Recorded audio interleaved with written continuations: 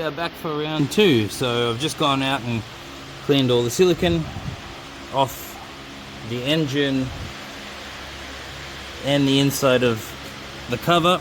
I've actually also done a little bit of hammering because some of these, when I was using the pry bar to pop it off, they got a little bit distorted, so I've spent a bit of time straightening it out.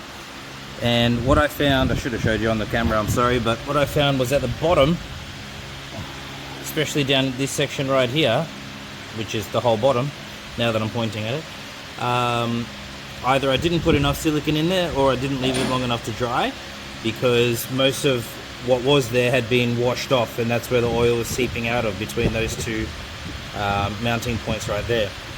So I have cleaned it all up. I've already put the silicone on the engine, but what I'm going to do, just for extra good measure, is I'm going to put it on the back of the cover as well, make sure we don't have any repeats of last time, because it is not a quick and easy job to just touch this up. So I definitely want to get it right this time. So we'll see what happens.